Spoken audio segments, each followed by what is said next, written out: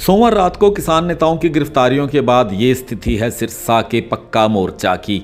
यहाँ पर किसानों का आंदोलन 6 अक्टूबर से चल रहा है। आपको याद होगा तब वाटर कैनन का इस्तेमाल किया गया था और स्थितियाँ बहुत तनावपूर्ण हो गई थी। किसानों और प्रशासन के बीच जो तनाव था वो हो गया था। उसी तरह के कुछ हालात देखने को मिल रहे हैं। किसान रोष से भरे हुए हैं और प्रशासन ने पुख्ता व्यवस्था की है उनको किसी तरह की गतिविधि को रोकने के लिए। ये आपको दृश्य दिखा रहे हैं बाबा भूमन शाह चौक के। यहाँ पर पुलिस की जो व्यवस्था है वो चाक चौबंद कर दी गई है, क्योंकि गिरफ्तारियों के बाद जो किसानों का रोष है वो क्या रूप लेगा इसके बारे में आशंका है प्रशासन को। और ये बाबा भूमन शाह चौक वही चौक है जहाँ पर वो सारी गतिविधि 6 अक्टूबर को हुई थी। आपको दिखा रहे हैं यहाँ पर पुलिस बल जो हैं तैनात किए गए हैं मंगलवार को सुबह से ही।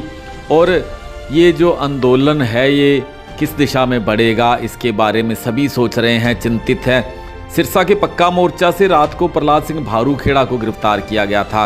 वहीं खुइयां का जो टोल प्लाजा है वहां से भी जो किसान नेता है उनको उठा लिया गया था पुलिस द्वारा। और अब सिरसा के बाबा भूमन शाह चौक में पुलिस की लगातार तैनाती की जा रही है। आपको दिखा रहे हैं दृश्य कि बसों से पुलिस कर्मचारी उतरकर अपनी अपनी ड्यूटियां संभाल रहे हैं।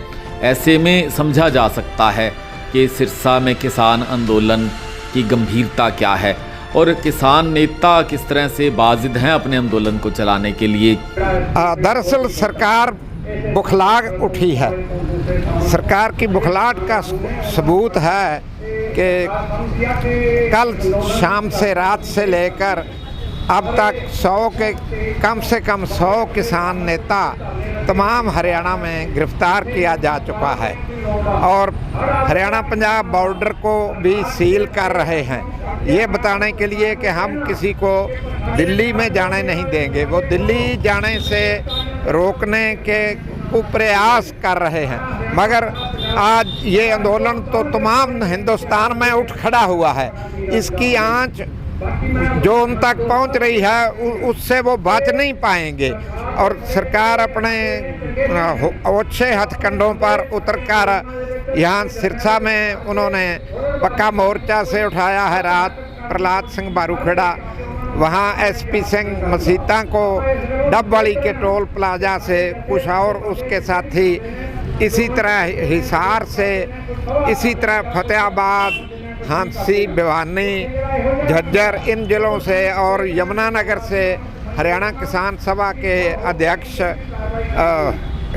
कामरेड गुरभेज सिंह सभी साथियों को अब उनकी गिरफ्तारियों की लगातार खबरें आ रही हैं। तो हम ये कहना चाहते हैं कि मोदी सरकार या खट्टर सरकार किसानों के साथ इस किस्म की जो होछी हरकतें कर रही हैं इनका उन्हें खमियाजा भुगतना पड़ेगा। और ये आंदोलन दबने वाला नहीं है, भले ही वो कितनी गिरफ्तारियां कर लें, कितनी सख्ती कर लें, कितने मुकदमे बना लें, क्योंकि किसान को ये स्पष्ट है कि यदि ये तीनों काले कानून और बिजली बिल 2020 इनको तुरंत रद्द नहीं किया जाता तो वो ना उनकी खेती बचेगी ना उनकी भूमि बचेगी।